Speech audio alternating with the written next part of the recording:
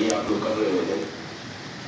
हम विरोध इस बात के लिए कर रहे हैं कि जो गवर्नमेंट के अंदर जो सिस्टमेटिक लैप्सेस होते हैं, वो लैप्सेस का खामियाजा आज आम जनता को भुगतना पड़ रहा है, और इसके लिए किसी न किसी को खड़े रहना पड़ेगा, किसी न किसी को आवाज उठाना पड़ेगी, क्योंकि ये कई सालों से ऐसा नहीं है कि अभी किसी की सरकार है तो उनकी वजह से हो रहा है, या अभी जिलाधिकारी साहब आए हैं तो आपकी वजह से हो रहा है। ये कई सालों की वजह से हो रहा है, आप ही मानते हैं।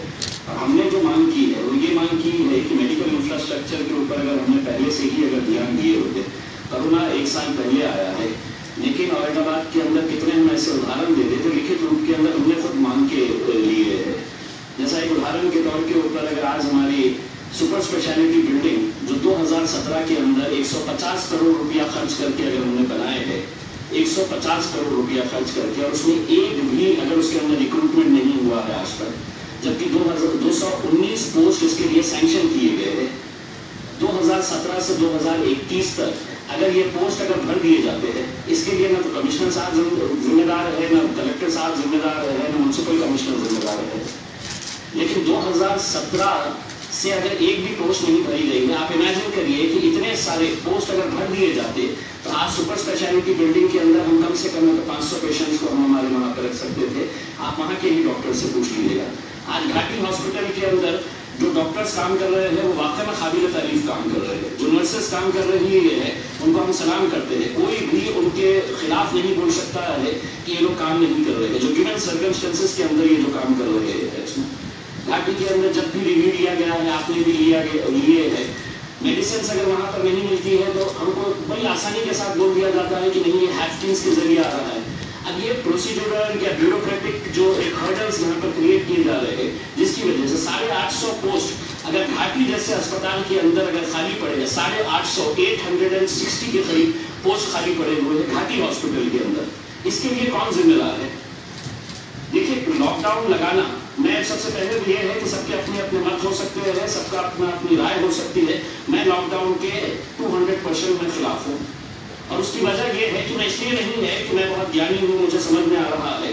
जितने एक्सपर्ट्स हैं, मैं आपको सबको रिक्वेस्ट करूंगा सिर्फ गूगल करके देख लीजिएगा, सिर्फ गूगल के अंदर ये करके देख लीजिएगा कि is lockdown the only solution करके, जिसके अंदर आपके ही अभी 2 दिन पहले जो स्टेट गवर्नमेंट के डॉक्टर प्रदीप आवटे हैं, जो स्टेट सर्वेलेंस के हेड है, ये गवर्नमेंट के हेड है, उनकी रिपोर्ट पढ़िएगा। उन्होंने ये कहा है कि lockdown is not the solution. Lockdown initial phases के अंदर, पहले फेज के अंदर इसलिए जरूरी था कि लोगों को पता नहीं था कि वायरस किस तरह से बिहेव करेगा, और ये हम मानते हैं कि हमारा मेडिकल इंफ्रास्ट्रक्चर पूरी तरह से इक्विप्ड नहीं था, जिसकी वजह से वो लॉकडाउन लगाना पड़ा। But every now and then, and he has said, and many experts have said, कि we have to live with this virus. हमको ये वायरस के साथ जीना है। मैं कमिश्नर साहब, आप लोग कलेक्टर साहब, आप लोग आएंगे 1.5 साल 2 साल 3 साल के लिए यहाँ पर, और आप लोग चले जाएंगे। लेकिन ये जो पाप औरंगाबाद के साथ ये जो किया गया है, ये कई सालों का पाप है कि जिसकी वजह से आज तो पेशेंट अगर घाटी के अंदर जाता है तो वहां पर उसको बोल दिया जाता है कि यहाँ पर बेड्स नहीं है, प्राइवेट के अंदर चली जाइए। आप मुझे बताएंगे, आप ही ने किसी एक ऑफिसर का नाम लिया है जो शिंदे ऑफिसर का, उसका एटीट्यूड अगर आप देखते थे कि किस तरह से वो एटीट्यूड के अंदर रहते हैं, एक IAS ऑफिसर होंगे, लेकिन उसका मतलब ये नहीं है कि आप इस तरह से पेशेंट्स के साथ बिहेव करेंगे। आप बताइए कितने प्राइवेट हॉस्पिटल्स के अंदर ये स्कीम चलाई जा रही है। कलेक्टर साहब, आप अनाज दे रहे हैं लोगों को जो पब्लिक डिस्ट्रीब्यूशन के जरिए, ये मैं आपके लिए तो मक्का लेके आया हूँ। मैं चाहूंगा कि आपके जो डिस्ट्रिक्ट सप्लाई ऑफिसर है वो अगर इसको खाकर अगर बताए हैं तो पूरा शहर इसको खाना चाहिए। पूरे थैले के थैले हमने जमा करके लेके आए हैं सर, कि किस तरह से सड़ा सा मक्का है तो लोगों को दिया जा रहा है। ये मक्का लोग खाएंगे। पूरे रेशन की दुकानों से हमने लेकर आए हैं। अगर हम लेकर आ सकते हैं तो DSO साहब इसका चेक करने की जिम्मेदारी नहीं है क्या सर? क्या आप सिर्फ ये ऐलान करेंगे कि नहीं, अनाज खिलाने की जिम्मेदारी हमारी है, हम उसको चावल दे रहे हैं, हम गेहूं दे रहे हैं, हम मक्का दे रहे हैं, ये मक्का DSO ने खा के बताना सर?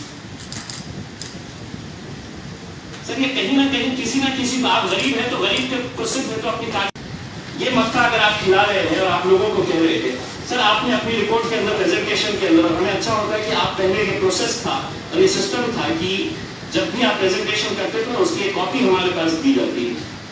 तो हम भी उसको अच्छे डिटेल के अंदर पढ़ सकते थे, जितना हमने पढ़ सके हैं।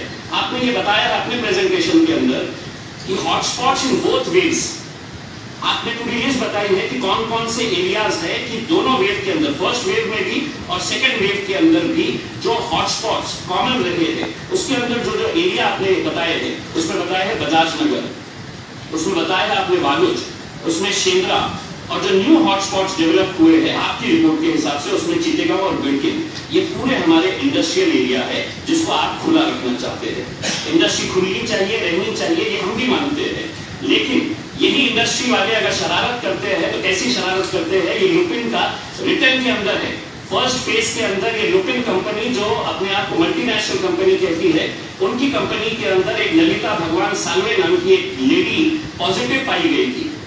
उस वक्त सर कोई प्रोटोकॉल्स नहीं थे कि इंडस्ट्री के अंदर अगर कोई लेडी पॉजिटिव पाई जाती है तो क्या करना है, ये प्रोटोकॉल्स बाद में आए थे।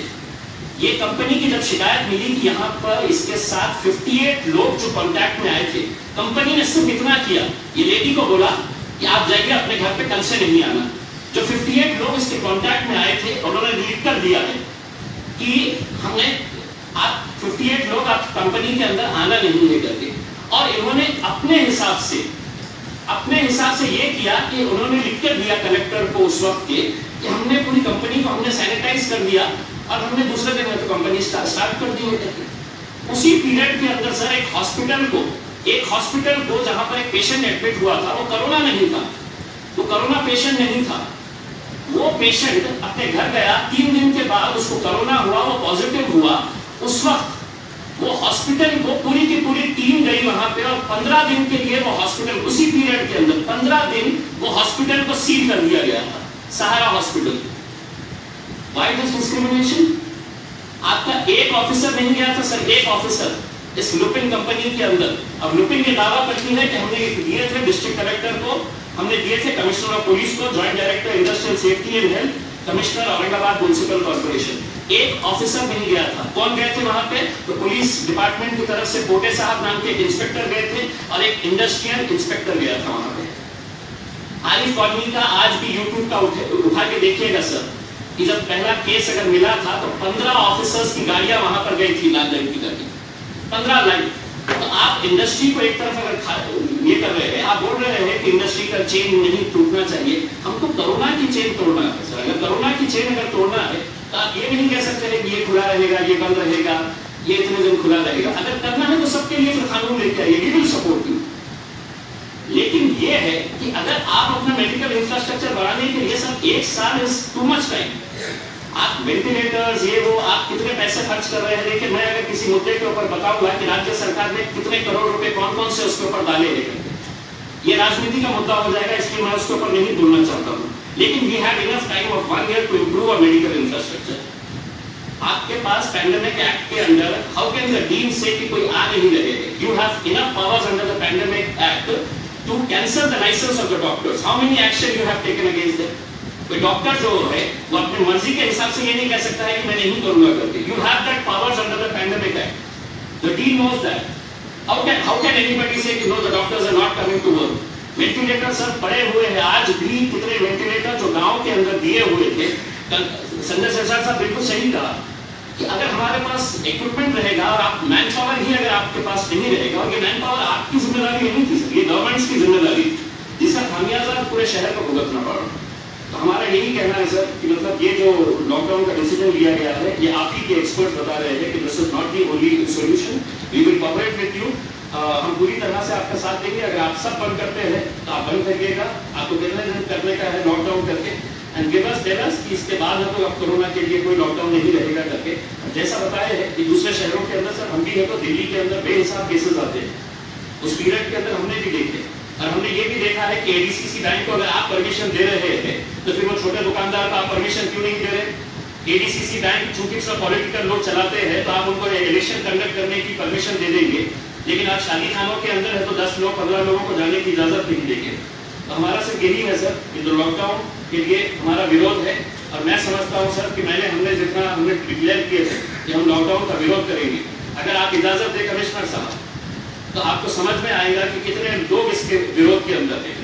आप ये कैसा नोटिफिकेशन निकालते हैं कि हम लॉकडाउन डिक्लेयर करेंगे और खाना है तो एनजीओ ने खिलाएगा करके, और वो भी आपकी परमिशन लेना पड़ेगा उसके लिए हमको खाना खिलाने के लिए। बिल्कुल सर, कोई नहीं खिलाने वाला है इस बार। अगर भूखे लोग सड़क के ऊपर आएंगे सर, इसकी जिम्मेदारी पूरी सरकार की और प्रशासन की रहेगी। और सर लोग सड़कों के ऊपर निकल आएंगे, ये हम आपको पूरी भरी मीटिंग के अंदर हम ये बोल रहे थे। अगर इनके ऊपर जोर जबरदस्ती की गई तो मेरे हिसाब से आज लोगों का गुस्सा जिस तरह से फूट पड़ रहा है, वो उसके लिए पूरा प्रशासन, पुलिस, सरकार जिम्मेदार रहेगी, हम ये समझ कर सकते हैं। Thank you.